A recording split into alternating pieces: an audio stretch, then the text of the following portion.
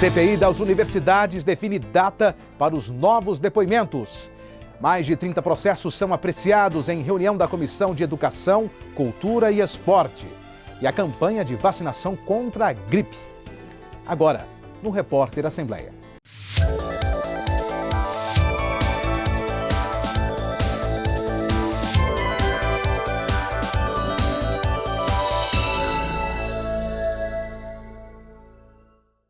O presidente da Comissão de Educação, Cultura e Esporte aqui da Casa, o deputado Thales Barreto, disse hoje, em entrevista à TV Alego, que a comissão deve receber secretários das pastas de Cultura e Esporte em seu cronograma de atividades parlamentares. Confira. Mais de 30 processos apreciados na reunião ordinária da Comissão de Educação, Cultura e Esporte. Além do presidente Thales Barreto, participaram os deputados Henrique Arantes, Cairo Salim e Coronel Adailton. Mesmo com as votações, os deputados comentaram as mudanças no regimento interno da Casa, que devem ser apresentadas aos parlamentares ainda nesta semana. Depois da secretária de Educação, Fátima Gavioli, a comissão se prepara para receber os secretários de Cultura e Esporte do governo estadual. Só hoje nós votamos aqui praticamente mais de 30 projetos, né? Já tivemos aqui a participação de pessoas importantes, como a secretária de Educação, já está marcada a vinda agora, na próxima segunda, do Rafael Raif, secretário de Esportes e provavelmente secretário de Cultura. Mas a atuação está sendo importante, já fizemos uma visita ao interior, conhecendo os colégios militares municipais na cidade de Indiara, eu, o Coronel Adailton, que é o vice-presidente da comissão, ela está tendo atividades importantes, mostrando o tema educação é fundamental para que nós possamos ter um Estado melhor, um Brasil melhor. A CPI, Comissão Parlamentar de Inquérito que investiga possíveis irregularidades em algumas universidades, também se reuniu na tarde de hoje e marcou data para novos depoimentos. A repórter Bruna Mastrella traz mais informações. Bruna. A CPI das universidades, que foi suspensa no final do ano passado, acaba de retomar suas atividades, agora sob a presidência do deputado Coronel Adailton. Nós realizamos agora há pouco uma reunião interna da comissão, com a presença minha, presidente, o relator, o deputado Thales Barreto, e a presença do deputado Tião Caruso, onde deliberamos a necessidade de ouvirmos mais pessoas. E essas pessoas serão convocadas. Nós marcamos a próxima data de oitiva, será no dia 6 de maio, a partir das 14 horas. Nós não teremos nesta data a reunião ordinária da Comissão da Educação, exatamente para priorizarmos a CPI. Nós temos a necessidade premente de encerrarmos o mais brevemente possível, é lógico, trazendo as informações necessárias. No final do ano passado, ficou decidido que o Ministério da Educação elaboraria um documento, né? Como é que está o encaminhamento desse relatório? Vocês já receberam algum parecer deles? Olha, peguei a comissão já em andamento, mas com um bom procedimento. Eu já li parte do relatório do deputado ex-deputado si mesmo, que era o relator desta comissão e que fez um trabalho brilhante.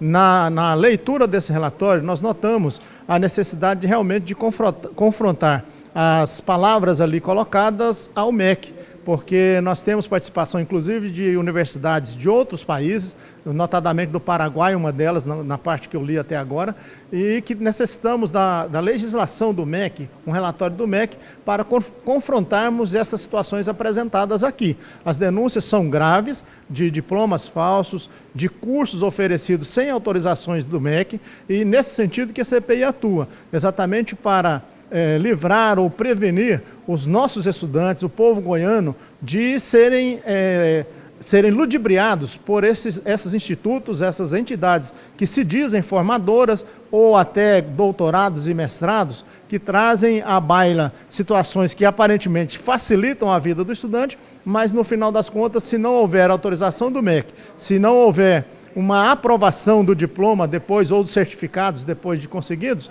não valeria nada. Então seria o barato que sai caro. A função da comissão é exatamente trabalhar no sentido de preservar o bom ensino e preservar que os estudantes que participam destes cursos, sejam eles de doutorado, mestrado, especialização, que sejam bem atendidos e que possam, assim que concluírem os seus cursos, também trazerem bons ensinamentos ao povo goiano. Okay. Muito obrigada, Coronel Adailton. E relembrando que a próxima reunião ordinária da CPI das universidades será realizada no dia 6 de maio. Voltemos ao estúdio. Obrigado, Bruna. Um grupo de estudantes universitários visitaram hoje o Palácio Alfredo Nasser. Quem traz os detalhes da visita é o repórter Jonathan Moreira. Olha só essa turma. São estudantes de Direito da Faculdade Sul-Americana, a FASAN.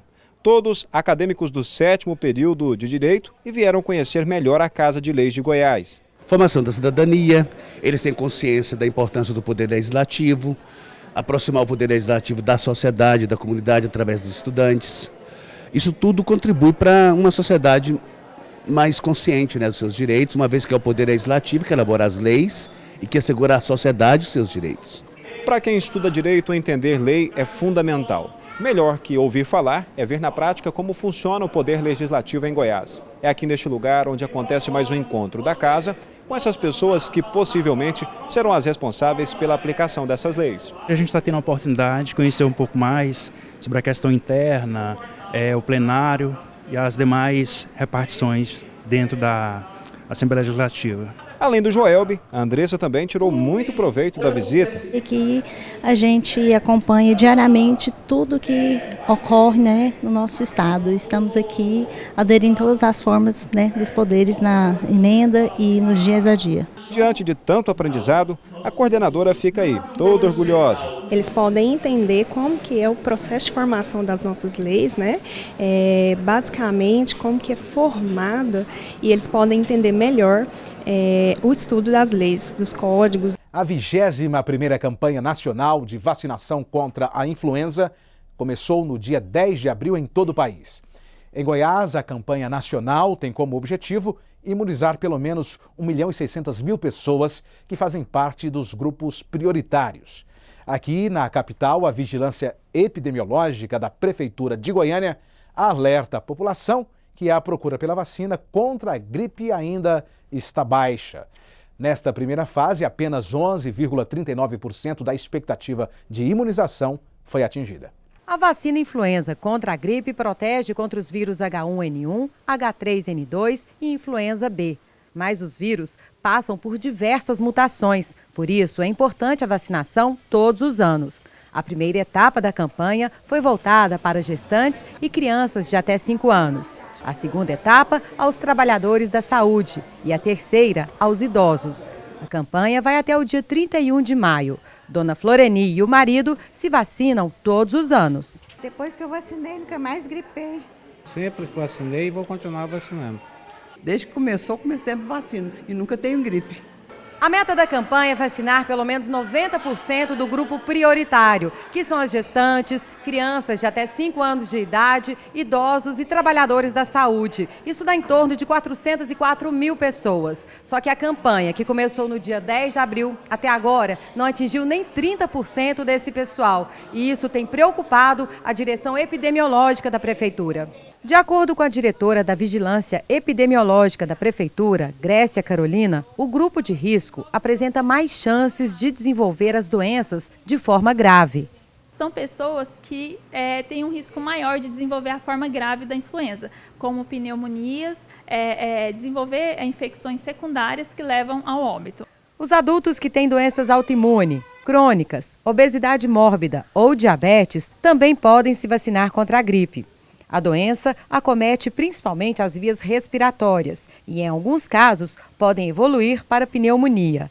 Em 2018, foram registrados 130 casos de H1N1 e 21 mortes confirmadas, de acordo com a Secretaria Municipal de Saúde de Goiânia. Ou seja, mesmo com o choro, vale a pena tomar a agulhada. E para esta terça-feira, o plenário deve apreciar em sessão ordinária uma pauta com 32 processos legislativos. As matérias são de autoria de parlamentares e do Poder Executivo. Acompanhe ao vivo com a gente amanhã, a partir das 3 horas da tarde.